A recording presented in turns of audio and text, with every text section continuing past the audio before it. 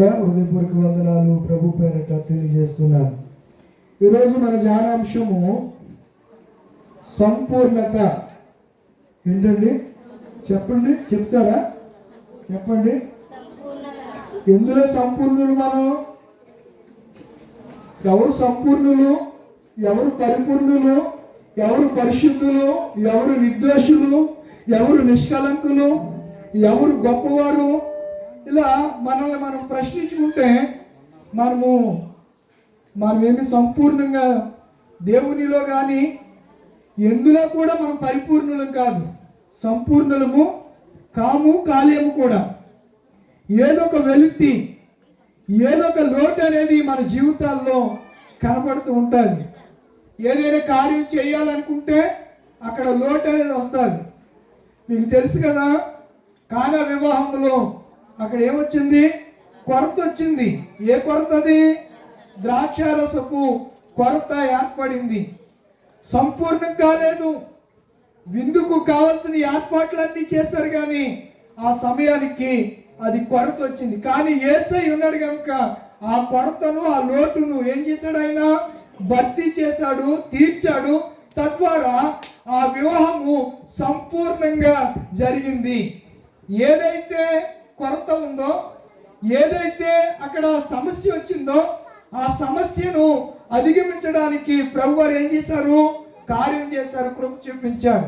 కనుక అలా సంపూర్ణంగా భూమి మీద దేవుని పనిని జరిగించిన వారు ఎవరనంటే మన ప్రభు అయిన యేసయ్య. ఆయనే చెప్తారు. యోహాను సువార్త 17వ అధ్యాయము 4వ వచనాన్ని చదువుకుందాం. యోహాను సువార్త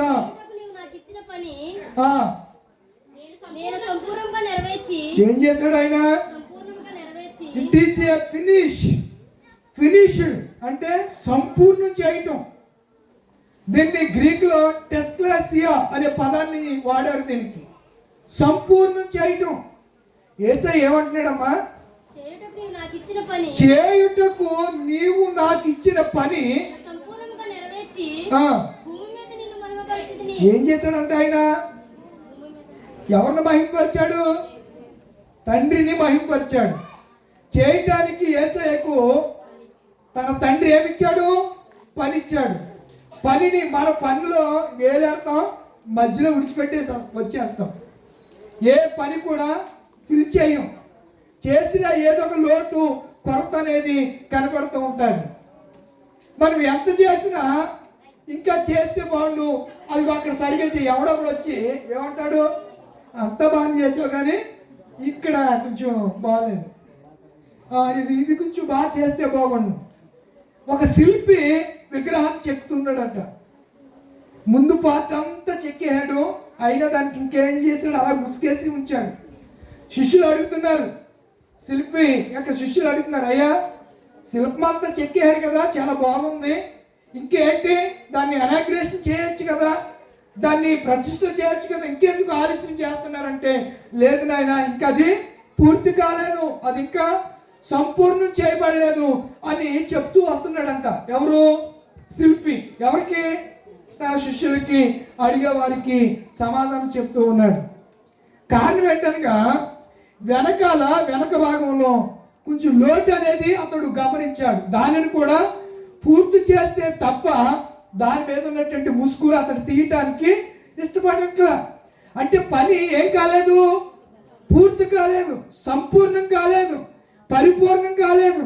కనుక పరిపూర్ణం కానీ సంపూర్ణం కానీ పని నిమిత్తము ఆ శిల్పి చాలా శ్రద్ధగా ఉండి దాన్ని తన్మయత్వంగా పరీక్ష చేస్తున్నాడు.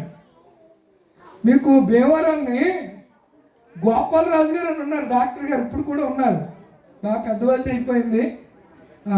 భీమవరం హాస్పిటల్ ఎండి గోపాలరాజు గారు పుట్టుగా ఉంటారు, గొట్టుముక్కల గోపాలరాజు గారు, జనరల్ మెడిసిన్. ఆయన దగ్గరికి వెళ్తే ఇంచుమించు పావుగంట అరగంట మనిషిని చూస్తాడు. బాటమ్ టు హెడ్ వరకు చూస్తాడు. వేలి గోళ్ళ నుంచి తల భాగం వెంట్రుకల దాకా పరీక్ష చేస్తాడు. చాలా జాగ్రత్తగా పడుకోబెట్టి, చాలా జాగ్రత్త. అలాంటి డాక్టర్లు భీమవరాన్ని నాకు తెలిసి ఆయన తప్ప ఇంకెవరు కనపడరు మనకి. అంత క్షుణ్ణంగా మనిషిని పరీక్షించి పరిశీలన చేసి తనకు ఉన్నటువంటి సమస్యను ఆయన ఏం చేస్తాడు చెప్పండి, గుర్తించగలుగుతాడు. సమస్యను, ఆ రోగాన్ని ఆయన ఐడెంటిఫై చేసి తగిన మందులు ఇచ్చి త్వరితగతిన స్వస్థత కలుగు రీతిగా తన ప్రయత్నాన్ని, తన వైద్యాన్ని ఆయన కొనసాగిస్తాడు. మంచి డాక్టర్ గారు. ఇప్పుడు పెద్ద వయసు వచ్చింది, సరిగా పేషెంట్లని సరిగా చూడలేకపోతున్నారు అని విన్నాను. ఆయన దగ్గర చిట్టుబాబు అని ఒక అతను ఉంటాడు, కంపౌండర్. డాక్టర్ కన్నా ఎక్కువ తెలుసు ఆయనకి. తెల్లబట్టలు వేసుకుని ఉంటాడు, తెలుసా? ఎప్పుడు వెళ్ళలేదా గోపాలరాజు గారి దగ్గరికి? ఎవరు వెళ్ళలేదు ఇంటిలా? అయ్యి బాబోయ్, చిట్టుబాబు అని ఒక ఆయన ఉంటాడు. ఆయన భార్య ఈ మధ్యలో కాలం చేసింది. డాక్టర్ గారి కన్నా ముందే చెప్పేస్తాడు, ఇది ఇలాగా నీకు ఈ సమస్య ఉందని. డాక్టర్ గారు చెప్పకముందే చెప్తాడు. మళ్ళీ నేను చెప్పానని డాక్టర్ గారితో చెప్పొద్దని అంటాడు. అంత అనుభవాన్ని అతడు డాక్టర్ గారి దగ్గర ఉండటం వల్ల గణించాడు. అంటే మన సహవాసము, మనం చేసే పని, ఎదుటివాడు చేసే పనిని మనం ఏం చేయాలి? నేర్చుకోవాలంటే ఏం చేయాలి చెప్పండిరా? నిశ్చితంగా గమనించాలి. చేత కాకుండా మనం అందరం కూడా సగం నేర్చుకుంటాం, అంతా వచ్చినట్టు బిల్డప్ ఇస్తాం. మన పనులన్నీ అంతే. 4 ఇంగ్లీష్ ముక్కలు వస్తే మొత్తం ఇంగ్లీష్ వచ్చినట్టుగా ఫీల్ అయిపోతూ ఉంటారు కొంతమంది. ఇలాంటి వాళ్ళు రకరకాల సొసైటీలో ఇలాంటి ప్రజలు మనకి ఎదురు పడుతూ ఉంటారు, తారసపడుతూ ఉంటారు. వారి మాటలు విన్నప్పుడు కొంచెం హాస్యాస్పదంగా ఉన్నా ఎందుకు ఇలా ఉన్నారు అని ఆలోచన చేస్తే, వాళ్ళు కాదు, వాళ్ళు పనిని చేయలేకపోతున్నా చేసినట్లుగా ఎందుకు చెప్పుకుంటున్నారంటే వాళ్ళ ఈగో సాటిస్ఫాక్షన్ కోసం. వాళ్ళ ఈగో సాటిస్ఫాక్షన్. ఇలా చెప్పుకుంటే నేనేదో సాధించేశాను, నేనేదో చేసేసాను అని అనుకుంటారు. భారతదేశంలో అత్యున్నతమైనటువంటి చదివేంటి చెప్పండి? Medicine, IAS, IPS.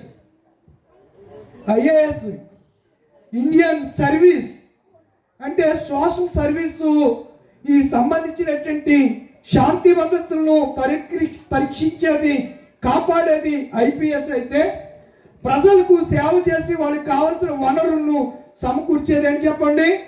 వాటిని ఏమంటారంటే ఆల్ ఇండియన్ సర్వీస్ అంటారు. All India service. భారతదేశంలో ఏ రాష్ట్రానికైనా వాళ్ళు వెళ్ళొచ్చు, ఏ రాష్ట్రంలో బదిలీ చేస్తే అక్కడ వెళ్ళి వారి సేవలను వాళ్ళకి తప్ప ఇంకెవరికి కూడా ఆ వెసులుబాటు ఉండదు.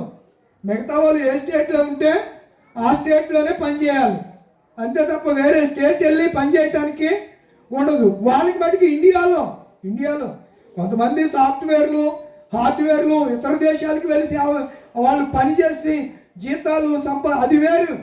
నేను దాని గురించి ఇండియా గురించి మాట్లాడుతున్నా. నా స్వతంత్ర భారతదేశాన్ని గురించి, భారతదేశము నా మాతృభూమి, నా కన్న తల్లి మాతృభూమిని గురించి ఎంతో గర్వంగా నేటి ఫిలాసఫర్స్ చెప్తున్నారు. కానీ భారతదేశం అంత గొప్పగా ఏమీ లేదు. స్వతంత్ర భారతదేశంలో ఇంకా పేదవాడిగానే ఉన్నాడు, ధనవంతుడు ఇంకా ధనవంతుడిగానే అభివృద్ధిలోనికి వెళ్ళిపోతున్నాడు. పేదవాడు ధనవంతుడు కాలేకపోతున్నాడు. కారణం ఏంటనగా వివక్ష అనేది భారతదేశంలో బాగా వేళ్ళూనికిపోయింది. వాడు నేను సమానం కాదు, సమానత్వం అనేది భారతదేశంలో కనబడట్లేదు. చాలా మంది అంటారు వాళ్ళు మనం సమానం కాదండి, వాళ్ళు మనం. కొంతమంది అంటారు వాళ్ళు వేరండి, మేము వేరు. మేము ఎక్కడి నుంచి వచ్చాం?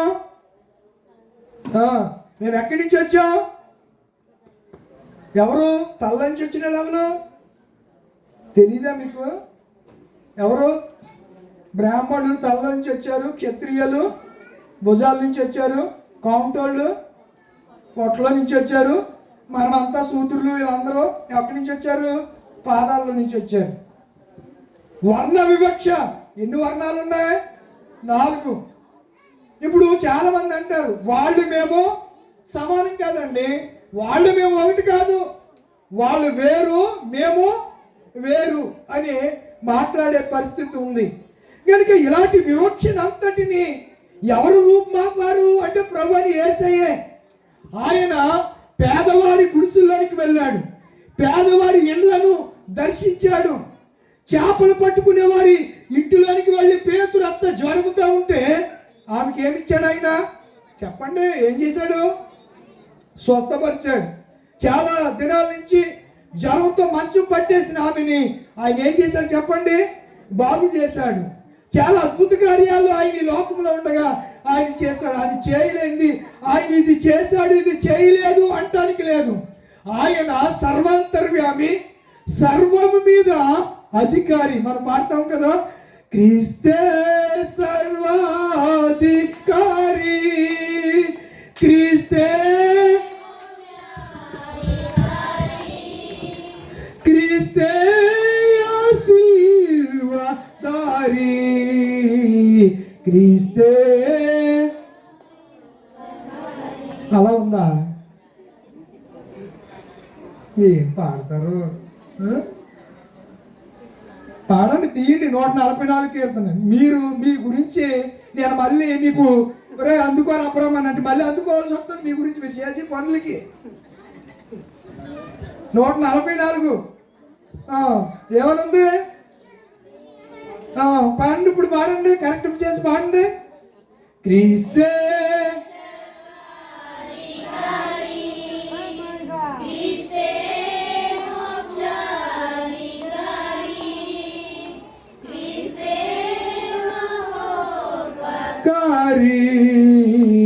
క్రీస్తే ఇల్వాదారి, క్రీస్తే సర్వాధికారి. ఈ నామ లేదా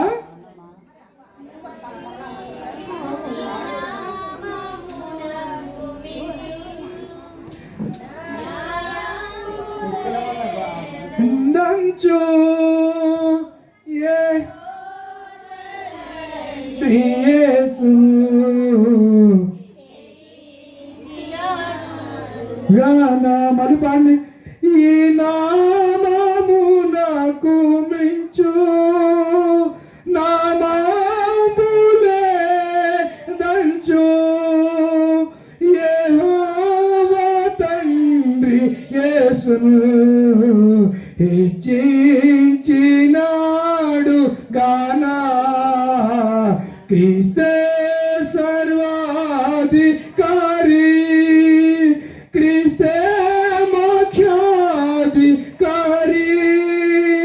క్రీస్తే మహాపకారి, క్రీస్తే ఆశీర్వాదారి, క్రీస్తే సర్వాధి.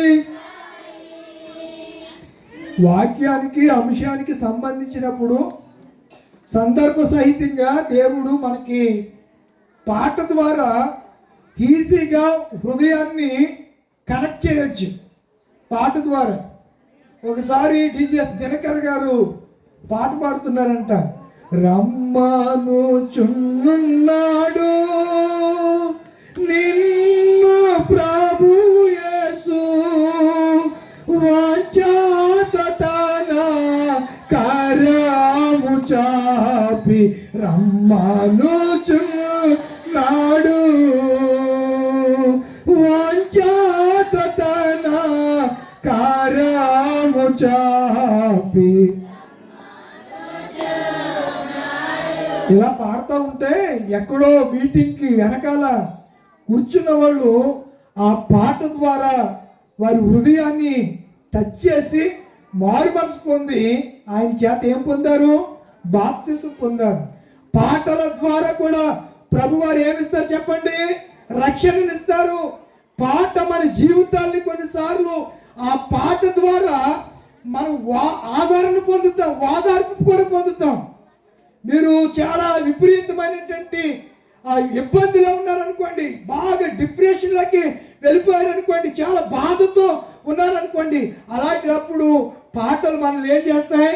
ఆదరిస్తాయి, ధైర్యపరుస్తాయి, ఊరటను కలుగు చేస్తాయి. కొన్నిసార్లు మనము బలమైనటువంటి వారినిగా మనల్ని తయారు చేయడానికి పాటలు ఎంతో ఉపయోగకరంగా ఉంటాయి. సంగారాధన కీర్తనలు రాసిన వాళ్ళందరూ మహా భక్తులు. వాళ్ళు మామూలు కాదు, అందరూ బ్రాహ్మిన్స్. కేరళ బ్రాహ్మిన్స్ ఉన్నారు అందులో, ఆంధ్రాలో కూడా స్వచ్ఛమైనటువంటి బ్రాహ్మణ్స్ ఉన్నారు. బ్రాహ్మణుల్లో కూడా రకాలు ఉంటారు, మీకు తెలియదు. ఇప్పుడు చెప్తే పెద్ద స్టోరీ అయిపోద్ది. బ్రాహ్మణుల్లో కూడా రకాలు ఉంటారు.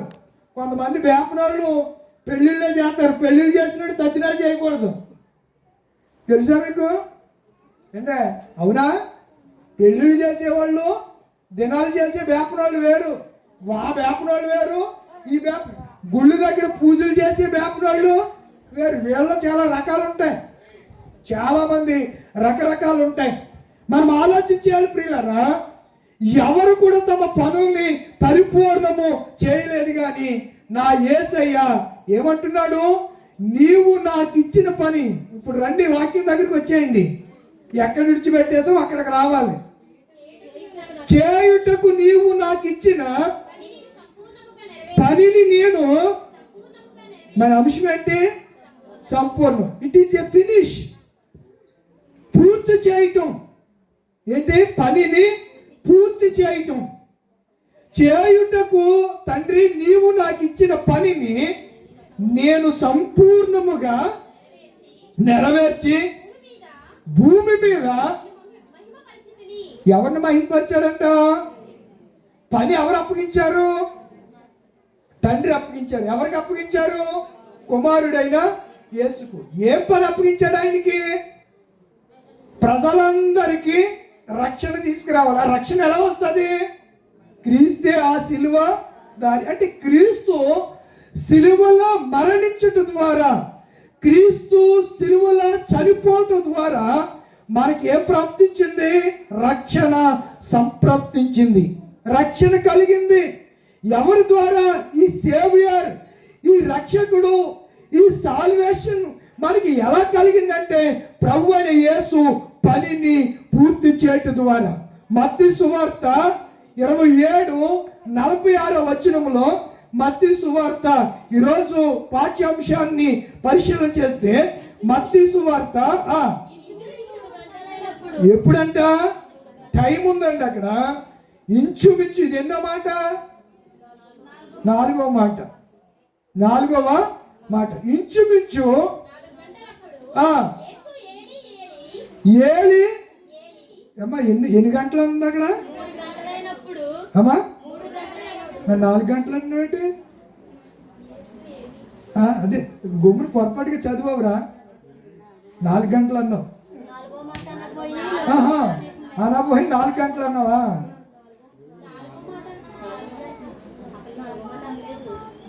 సరే, మనం బైబిల్ చదివేటప్పుడు కొంచెం జాగ్రత్తగా చక్కగా, అంటే మీకు చదువు వచ్చు కదా, చదువు రాని వాళ్ళు చాలా మంది ఉంటారు. అందుకే అసలు వాక్యం చదివించడానికి కారణం ఏంటంటే, కొంతమందికి చదువు రాదు, కొంతమందికి చదివినా అర్థం కాదు. అర్థమైనటువంటి యాంత్రిక భాషలో మనం చదవాలి. అచ్చమైన స్వచ్ఛమైన దేశ భాషలందు లెస్స. ఇప్పుడు లెస్స అయిపోయింది. అది భాష ఏమైపోయింది? అన్నేసి చూడు నన్నేసి చూడు అందంట. ఎవరో ఉప్పు అన్నీ వేసినా ఉప్పు వేయకపోతే తినగలరు ఏదన్నా? అలాగే మనకి ఎన్ని ఉన్నా ఏసి లేకపోతే మన జీవితాలు సంపూర్ణము కావు, పరిపూర్ణము కావు. అసంపూర్ణమైన జీవితాలు జీవించకండి. యేసు ఉంటేనే నీ జీవితం పరిపూర్ణమైనట్టు. యేసు నీ హృదయంలో ఉంటేనే నీ జీవితము పరిపూర్ణమైనట్టు. కనుక అక్కడ అంటున్నాడు కదా, యేసు 3 గంటలప్పుడు ఏలి ఏలి లామా సబక్తాని అని బిగ్గరగా కేకి వేశారు. ఆ మాటకు నా దేవా నా దేవా నన్ను ఎందుకు, ఇది కీర్తన గ్రంథంలో ఉంది. ఎక్కడ ఉందో చెప్పాలి మీరు. అదే చదవండి మరి. ఎందుకంటే ఎందుకు అడుగుతున్నాను ఎలా తెలుసా? 22వ కీర్తన ఇంచుమించు 6 పర్యాలు చదువు. ఎన్ని పర్యాలు? మీరు లెక్కెట్టరులే, మీరు లెక్కెట్టరు. 6 పర్యాలు కోటాలు ప్రారంభించిన కానించి. మొదటి వచనం, నా దేవా నా దేవా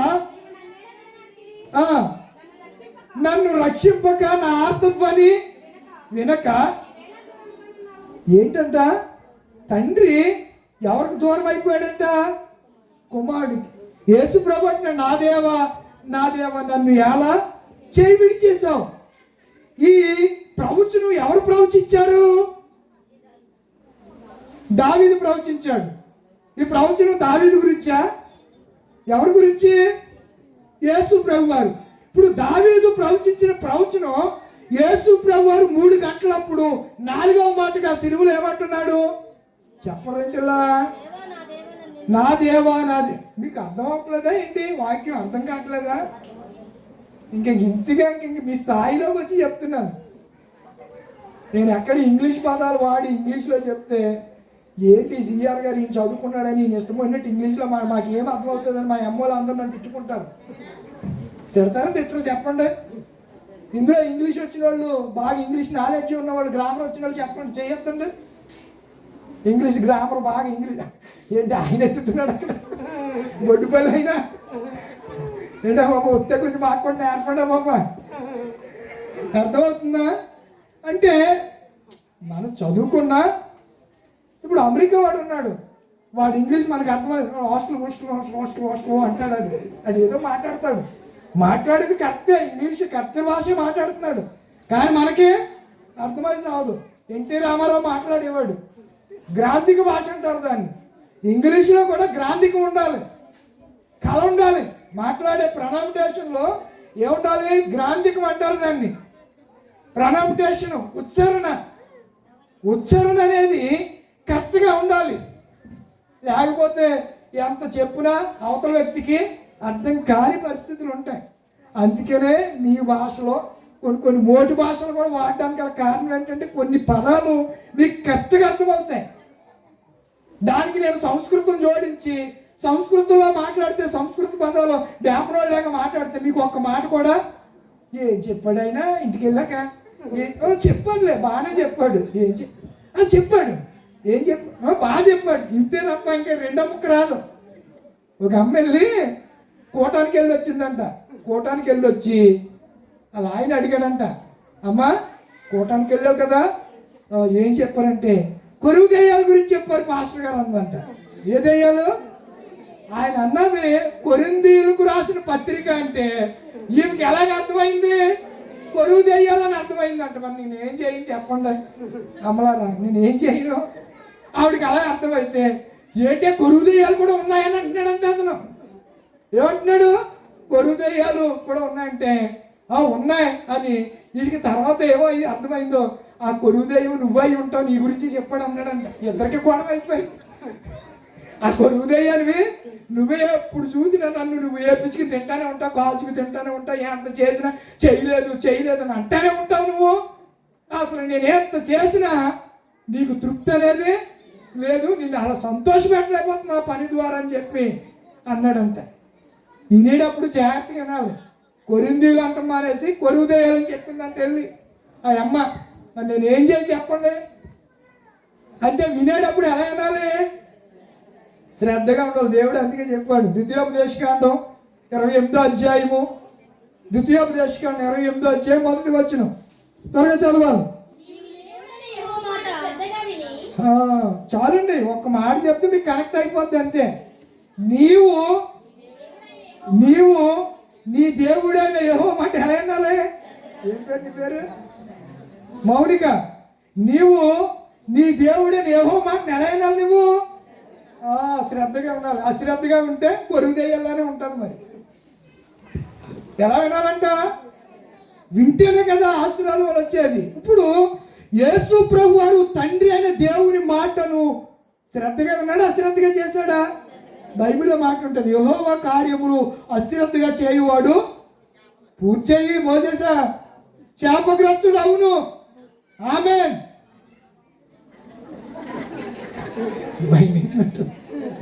మరి యెహోవా కార్యాలు ఎలా చేయకూడదు?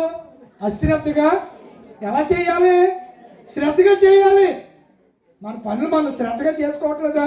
దేవుడి పెళ్లికి అంటే అందరూ పెద్దలేనంట. దేవుడి పెళ్లికి అందరూ పెద్దలేనంట. ప్రతి వాడు సలహాలు ఇచ్చేవాడే. అలా చేస్తే బాగుండును, ఇలా చేస్తే బాగుండు, మీరు ఇలా చేశారు కంటరా, అది అలా కాదు, నేను ఉంటేనా నేను ఇలా చేయదును. పోటీగాడు మరి దిగొచ్చాడు నిన్న, మరి అప్పుడు రావచ్చు కదా, అప్పుడు చేయొచ్చు కదా. ఎవడు చేద్దానండి నిన్ను చేయొచ్చు కదా. ఆ రోజు వచ్చి అది అలా కాదురా, ఇలా చెప్పి చేయించవచ్చు కదా, చెప్పొచ్చు కదా అర్థమయ్యేటట్టు. చేయరు. అయిపోయిన తర్వాత చావు కౌరంట. అలాగా అన్నీ అయిపోయాక వచ్చి అది అలా కాదు, ఇలా చేస్తే బాగుండును అని పెద్ద కౌరులు చెప్పేవాళ్ళు సంఘాల్లో బాగా ఎక్కువైపోయారు. ఈ మధ్యలో ఏమైపోయారు? ఎక్కువైపోయారు. చేసేవాడికి ఇందాక అంటున్నాడు, చేసేవాడికి ఏం పెడతారన్నావు ఇందాక? పొల్లలేదో పెడతారన్నావు కదంటే మరి ఎంతకన్నా మర్చిపోయావు 2 నిమిషాల్లోనే. చేసేవాడికి ఈయన పక్క నుండి అన్నాడు, పూర్తిగా చేయాలంటే చేసేవాడికి పుల్లలేస్తారండి అన్నాడు. ఈయన అన్నాడు, నేను అనలేదు. ఈయన అన్నాడు పక్క నుండి చేసేవాడికి. అంటే ఈయన పని చేస్తుంటే ఈయన ఏదో అంటున్నారు, నన్ను అంటారు.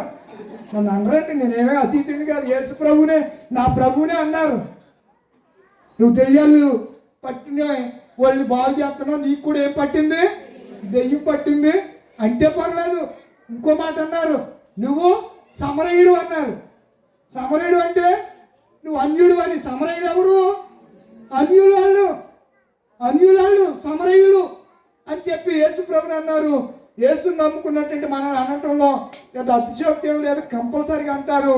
అందుకే ఆయన నా నిమిత్తము జనులు మిమ్మును చెడ్డ మాటలల్లా అని దూషించినప్పుడు మీరు ధన్యులు, పరలోకములో మీ ఫలము తగ్గిపోద్దా? అధికమవును. అబ్బా, ఎంత ధన్యత ఇచ్చేయాడండి దేవుడు. కనుక నా ప్రియమైన దేవుని పిల్లరా, ప్రశస్త రాత్రి వేళ సంపూర్ణము, ఫినిష్ అనే మాటను మనం జ్ఞాపకం చేసుకుంటున్నాం. స్వయంగా యేసు ప్రభువారే ఏమని చెప్పారు చెప్పండి? తండ్రి, నీవు నాకు ఇచ్చిన పనిని నేను ఏం చేశాను? ఫినిష్ చేసేసాను, సంపూర్ణము చేశాను అని చెప్పాడు. చూడండి, కొలసీ రాసిన పత్రిక మొదటి అధ్యాయము, కొలసీ రాసిన పత్రిక మొదటి అధ్యాయము 19 నుంచి 20 వచ్చిన వరకు, అంటే 2 వచనాలని. ఆయన యందు సర్వ సంపూర్ణత నివసింపవలననియు ఆయన శిలువ రక్తము చేత సంధి చేసి ఆయన ద్వారా సమస్తమును. చాలండి. ఆయన ద్వారా మనము సంపూర్ణులు కావాలని, ఉభయులు అనగా తండ్రి అయినటువంటి దేవునికి దూరం అయినటువంటి మనల్ని క్రీస్తు యేసు ద్వారా ఆయన ఏం చేశాడు చెప్పండి? సంధి చేసి ఈ ఉభయులను ఏం చేశాడు? ఆయన ఒకటి చేశాడు, ఏకం చేశాడు. ఆయన ఆదాము పాపం చేసి మన అందరిని ఎవరికి దూరం చేసేసాడు? దేవునికి దూరం చేసేసాడు. ఇప్పుడు మనం అందరం మరలా ఎవరికి దగ్గర అవ్వాలి? దేవునికి దగ్గర అవ్వాలంటే అవ్వకుండా ఒకడు చేస్తున్నాడు. ఎవడాడి పేరు? సాతాను గాడు. వాడు మనల్ని దగ్గరికి రానివ్వట్లేదు, యేసయ్య దగ్గరికి దగ్గర అవనివ్వట్లేదు, పాప ప్రక్షాళన పొందకుండా అడ్డుపడుతున్నాడు. ఇప్పుడు వాడి తలను ఏం చేయాలి? ఆయన చితక తొక్కాలి. ఎక్కడ తొక్కాలి? సిలువలో మొన్న పాట కూడా పాడాను, ఎంతగో. అందులో శర్మం ఉంది, ఆ శర్మం తీయండి.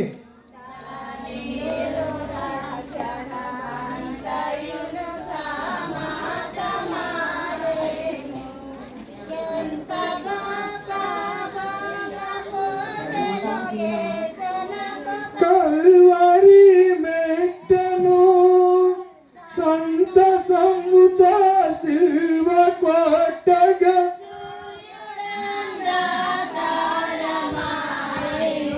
అలా కాదు. ఎంత గొప్ప పుట్టెను, దానితో రక్షణమంతయును సమాప్తమాయెను. ఎంత గొప్ప పుట్టెను, యేసునకు కల్వరి మెట్టను సంతసముతో సిల్వ కొట్టగా కారమాయెను. సూర్యుడంద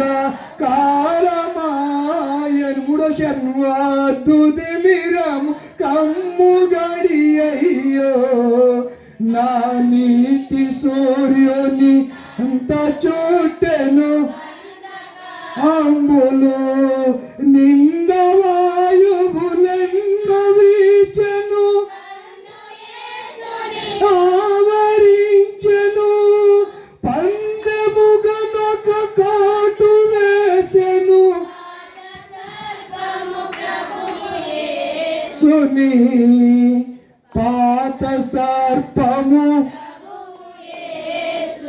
చాలండి, అక్కడ ఏముంది? దానితో రక్షణ సంపూర్ణమైంది, సమాప్తమైంది. ఉందా అక్కడ? ఆ మొదటి పల్లవులోనే రక్షణ అంతయు దానితో, దేనితో? యేసు సిలువలో ప్రాణము పెట్టుడు ద్వారా పని ముగించబడింది, పని పూర్తి చేయబడింది. మనకిచ్చిన పనులు ఏది చేయకుండానే అర్ధాంతరంగా, ఓ అమ్మ, మా నాన్న అయితే చాలా జెన్యున్గా, మా నాన్న అంటే నాకు ఎంత ఇష్టమో, మా నాన్న ఓ జ్ఞాపకం వచ్చేస్తున్నాడు ఖాళీగా ఉంటే. లవ్లీనెస్ అంటే ఒంటరితనంగా నేను ఒక్కడిని కూర్చుంటే చాలా ఇబ్బంది పడుతున్నాను. ఆయన జ్ఞాపకాలు, ఆయన మాట్లాడిన మాటలు, ఆయన కష్టం, ఎంతగా కష్టపడ్డాడో, ఎంతగా ప్రేమించాడో, మాట అనకుండా ఆయన పెంచినటువంటి విధానం. నిజంగా నేను నా పిల్లల్ని ఏమనుకున్నా నేను పెంచలేకపోతున్నాను. తిట్టకోకుండా కొట్టకోకుండా నేను నా పిల్లల్ని పెంచలేకపోతున్నాను. వాస్తవం ఇది. మరి మా నాన్న ఎలా పెంచాడు నాకేం అర్థం కావట్లేదు. మా నాన్న ఏమి అనకుండా సాధారణంగా ఎప్పుడు కోప్పడిన పరిస్థితి కూడా నేను ఆయన దగ్గర ఎప్పుడు చూడలేదు. అంత చదువు. ఈరోజు మన పిల్లల్ని అది సరిగ్గా మాట ఊరే చచ్చినోడా, నువ్వు మాట వినవురా, నీ బాబు రా, నీ చెప్తాను నీ సంగతి అంటుంది తల్లి. అంటుందా లేదా?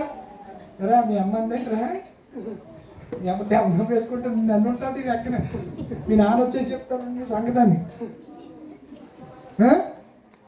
మరి ఆ దినాల్లో మన పితరులు మరి ఎలా పెంచారో పిల్లల్ని, చాలా ఆ దినాల్లో అలా పెంచినా, వాళ్ళ మాట అనుకోని పెంచిన క్రమశిక్షణలో బతికారు. ఇప్పుడు అన్ని శిక్షణలో ఉన్నా అసలు ఈ మార్గంలోనే ఉండట్లేదు. అంటే అసలు ఇప్పుడు ఇంజిను పట్టాల మీద ఉండలేదు, అది సంగతే. భార్య భర్తలు ఎక్కడ ఉండలేదు, ట్రాక్ మీద ఉండలేదు. ఏమైపోతున్నాయి? పట్టాలు తప్పుతున్నారు ఏళ్ళే ముందు. మరి పెట్లు తప్పకుండా ఉంటాయా? అసలు జరిగే సమస్య నేను గుర్తించాను. మీకు అర్థమవుతుందో లేదో నేను చెప్పలేను, కానీ అసలు తల్లిదండ్రులే సరిగా ఉండలేదు. తల్లిదండ్రులు పిల్లల్ని పట్టుకుని మందిరానికి రాడు, ఆవిడ వస్తే ఆయన రాడు. ఆయనకి ఏంటంటే ఆయనకి పని ఉందండి, పనికి వెళ్ళాడండి, లేకపోతే మందు కొట్టేసి ఇంట్లో పడుకున్నాడండి, లేదా ఏదో పని పెట్టుకుంటూ ఉంటారు. దేవుడు ఏమన్నాడు? దావీదు కానీ ద్వితీయోపదేశ కానీ వాళ్ళందరూ ఏమన్నారు? కుటుంబాలుగా మీరు నా సన్నిధిలోనికి కనబడడానికి రండి అని దేవుడు ఇన్విటేషన్ ఇస్తూ ఉంటే, అసలు ఇన్విటేషన్ ఎవరికి కావాలండి? ఆయన ఆహ్వానిస్తున్నాడు. ఈ లోకంలో ఎవరు ఆహ్వానించరు. ఆయన ఆహ్వానించినట్లుగా, ఆయన పిలిచినట్లుగా ఎవరు పిలవరు. ఆయన ఎంత ప్రేమ కలిగినాడో ఒకసారి మనం ఆలోచించేద్దాం. మన కొరకు ఆయన పనిని ఏం చేశాడు? ఈ పాటలో కూడా పందెం కాశాడు. ఎవడు? సైతాన్ గాడు. ఎవరి మీద? చెప్పరేంటిలా? దేవుడి మీద పందెం కాశాడు. నీ పిల్లలు నీకు కాకుండా లేదురా, నీ తలని ఏం చేస్తాడు? నీ సంతానానికి ఆమె సంతానానికి వైరం కలిగేస్తాను, నీవు అతనిని మడమే. నేను చెప్పిదాకా ఆగనుకొని నీవు ఎక్కడుంది ఇది? ఆదికాండం 3:15 చదవండి త్వరగా.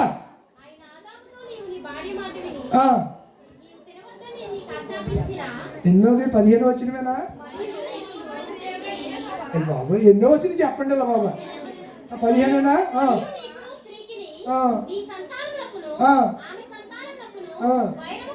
మనం అంశం మీద వెళ్ళినప్పుడు అంశం మిస్ అవ్వకూడదు. సరిగ్గా నేను ఏం చెప్పాను 15 అంటే అక్కడ ఉంటుంది.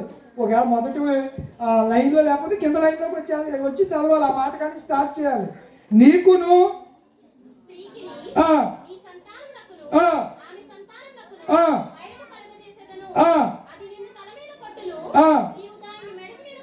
అది అంటే కొంతమంది ఆడదనుకున్నారు సైతాన్ని.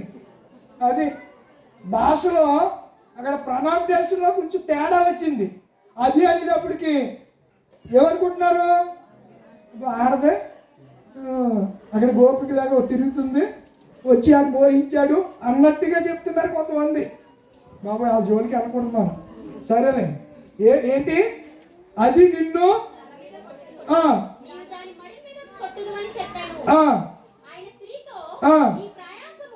నీ ప్రయాసము నీ గర్భవేదనను మిక్కిలి హెచ్చించాను. ఏంటంటావు నువ్వు? వేదనతో పిల్లకంటావు. ఏం కలుగుతుంది? చాలా మంది అంటారు పిల్లడు పుట్టే బాబోయ్ ఈ నొప్పులు భరించలేని ఇంకొకటి వద్దు అంటారంట, ఇంకొక పిల్లోడు కనకూడదు అనుకుంటారంట. మళ్ళా వాంఛ కలుగుతుంది, భార్య భర్తలు కలుసుకుంటారు, మళ్ళీ ఎవరు పుడతారు? ఇది సృష్టి ధర్మం. నీ భర్త ఎడల నీకేం కలుగుతుంది? అలా ఒక్కడితో సరిపెట్టేసి వాళ్ళు ఉన్నారు కొంతమంది. అందుకని చంద్రబాబు నాయుడు ఏమన్నాడంటే, మీరు, నేను అనలేదు, మీరు చూడండి సోషల్ మీడియాలో పేపర్లో, నేను సొంతంగా నేను ఇంటికి చెప్తాను అన్నాడు. పబ్లిక్ మీటింగ్లో కొన్ని లక్షల మంది ఉండగా మీరందరూ ఎంతమందిని కానండి? 4 కానండి, కానీ నేను అమ్మఒడి ఇవ్వను. మరి కనమన్నవాడు పెంచాలి కదా, ఏదో 15,000 ఇస్తే దేనికో ఉపయోగపడతాయి. మరి కనేయండి, నేను మటుకి కనేసి ఒకడు అంటున్నాడు నేను వచ్చేసి వదిలేహారు అంబోతులాగా ఊరి మీద అంటున్నాడు. మరి నేనేం చెప్పను? ఏంటి ఎలా వదిలేహారంట? వచ్చేసిన అంబోతులాగా ఊరి మీద పడి తిరుగుతూ ఉంటాడు వీడు. కనమంటున్నాడు నలుగురిని. మరి కన్నవాడిని పోషించాలి కదా, పోషించడానికి ఆర్థిక స్తోమత కావాలి కదా. ఆర్థిక స్తోమత ప్రొవైడ్ చేయాల్సిన బాధ్యత ఎవరిది? ప్రభుత్వాలదే. ఇన్ఫ్రాస్ట్రక్చర్ అనేది ఉండాలి. ఇన్ఫ్రాస్ట్రక్చర్ లేకపోతే ఏం చేస్తావు? చేయటానికి పరిశ్రమ ఉండాలి, చేసుకోవడానికి ఏదో ఒక పని ఉండాలి. యేసు ప్రభు వారికి తండ్రి ఒక పని అప్పగించాడు. ఆ పనిని చెడగొట్టడానికి అపవాది ఆ పని పూర్తి చేయడానికి ఎన్ని ఆటంకాలు కలుగు చేసినా ఏం చేశాడు ఆయన? 6వ మాట చదవండి ఒకసారి. 6వ మాట ఎన్నో వచ్చిన 6వ మాట చదవండి. 6:19-30 యోహాను సువార్త. యేసు ఆ చిరక పుచ్చుకుని ఏం సమాప్తమైంది? ఆయన పని ముగించిపోయింది అంతే. పనిని ఫుల్ఫిల్ చేశాడు. మనమంతా అన్ఫిల్డ్గా చేస్తూ ఉంటాం, ఏది పూర్తి చేయం. ఎక్కడో ఏలేడతాం, అక్కడో ఏలేడతాం, అక్కడో కొంత చేస్తాం, ఇక్కడో కొంత చేస్తాం. నిలకడ ఉండదు మన పనిలో కూడా. నిలకడ స్థిరత్వం అనేది మన పనిలో ఉండదు. ఆ దినాల్లో అనగా ఆదాముతో ఆ రోజు ఆదాము పాపం చేసినప్పుడే సైతానును ఏం చెప్పాడు? నువ్వు తప్పనిసరిగా మన మీద కరుస్తా, ఆడు నీ బుర్ర బాగా చెదుకొడతాడని చెప్పాడు. ఏమన్నాడు? అంటారు కదా చింతకాయ పచ్చడి అంటారు తెలుసా, రోటీ పచ్చడి. బాగా చెదకొట్టాడు. ఎవరు? యేసయ్య పనిని పూర్తి చేసి అపవాది యొక్క తలను ఎక్కడ చిరగొట్టాడు? సిలువలో చిరగొట్టాడు. అదే రాశారు మొంగమూరు దేవదాసయ్య గారు. ఎంత గొప్ప బొమ్మ పుట్టిన పాట అంతా కూడా సిలువలో ఆయన ఏం చేశాడో దాని గురించే ఆయన ప్రస్తావించి, ఆ ప్రాస ఏమి ప్రాస అండి, అద్భుతమైన ప్రాసలో ఆ యొక్క కీర్తనను ఆయన ముగించాడు. కనుక పని పూర్తి చేశాడు. కొలసీ రాసిన పత్రిక ఏమంటున్నాడు? ఆయన మనల్ని సంపూర్ణులుగా చేయటానికి, ఉభయముల మధ్య సంధి చేయడానికి ఏ రక్తాన్ని కార్చాడు? సిలువ రక్తమును కార్చాడు. మరొక మాట మీకు చదివిస్తాను, టైం అవుతుంది. అదే కొలసీ రాసిన పత్రిక 2:1 మీ కొరకును లవదీకుయ వారి కొరకును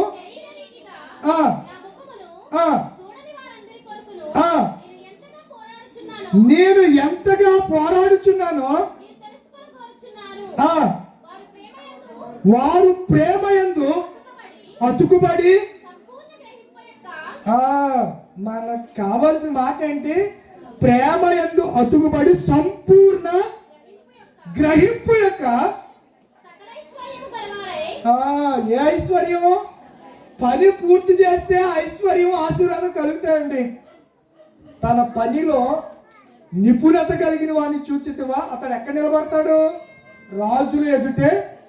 యోసేపు తనకు అప్పగింపు పనిని ఎలా చేసేవాడు?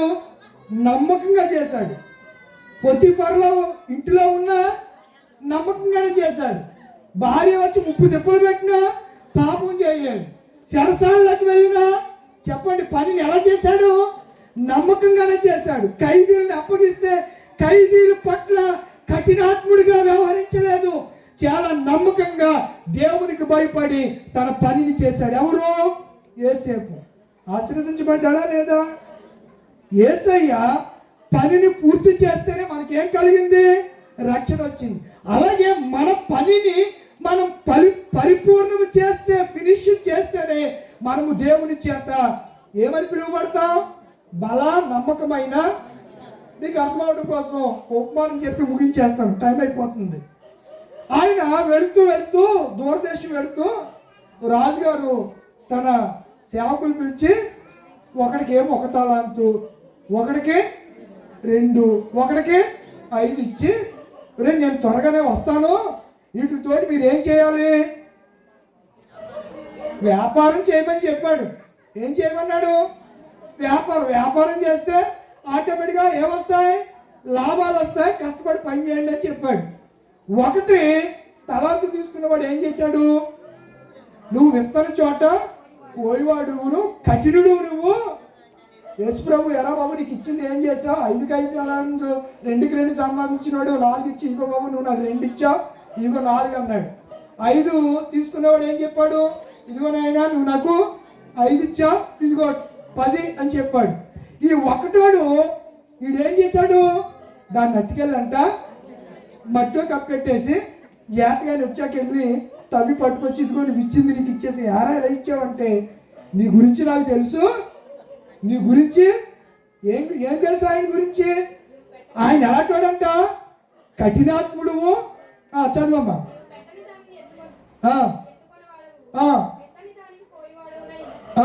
కఠినుడు అని, నీకు భయపడి రుమాలు కట్టి ఉంచాడంట. సరేనే, నేను ఇప్పుడు అన్ని మళ్ళా కరెక్ట్ చేసుకోవాలంటే నాకు టైం సరిపోదు. అర్థమవుతుందా? ఇప్పుడు వాడిని ఏమన్నాడు? ఏమి సంపాదించడం వాళ్ళిద్దరిని అన్నాడు. అమ్మ వీడు గొడవ చెప్పండి. ఇప్పుడు మన అంశం ఏంటి?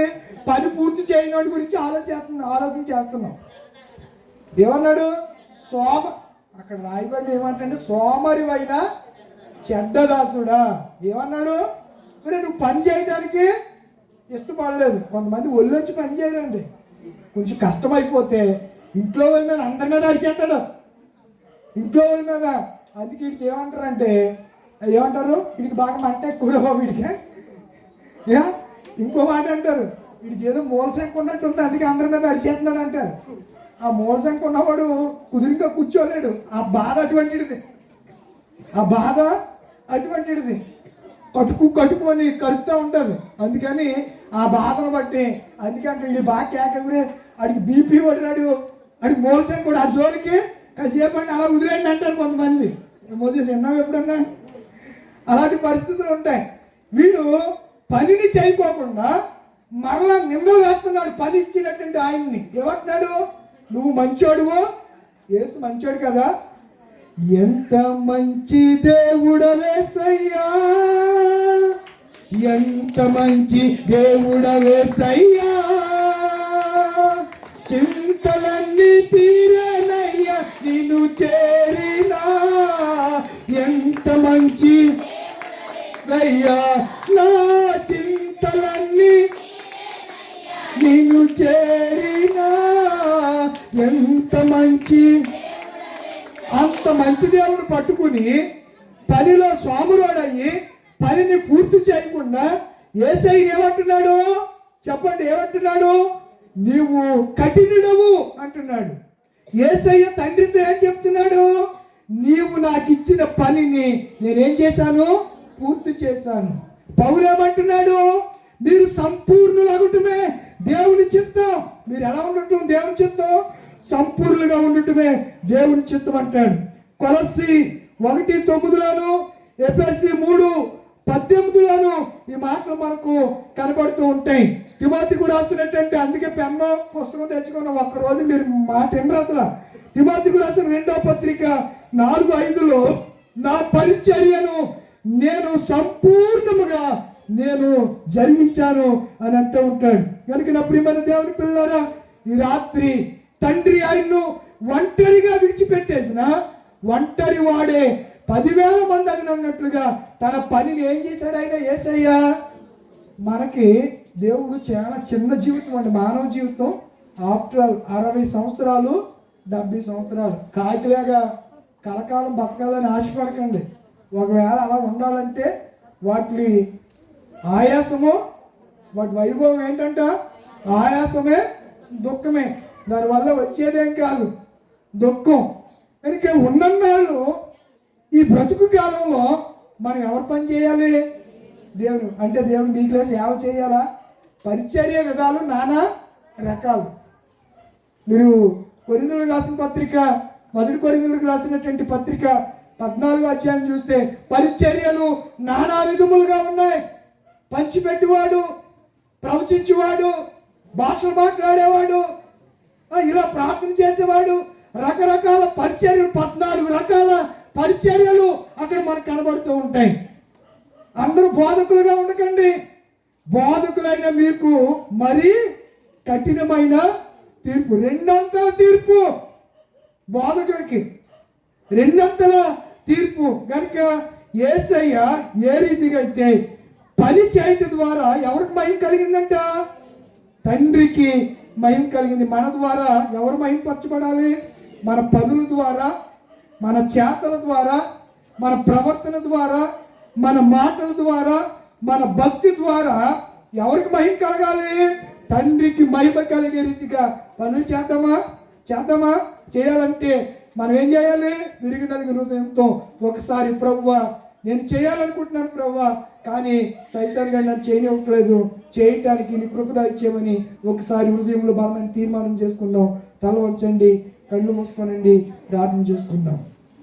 తల వంచండి, కళ్ళు మూసుకోనండి, ప్రార్థన చేసుకుందాం. నిజమే ప్రభువా, పని చేద్దాం అనుకుంటున్నారు కానీ ఆటంకాలు వచ్చేస్తున్నాయి. ఏదో సాతాను శోధన వచ్చేస్తుంది. ఇంటిలో నా భార్యని ఏమనక ఉండదు.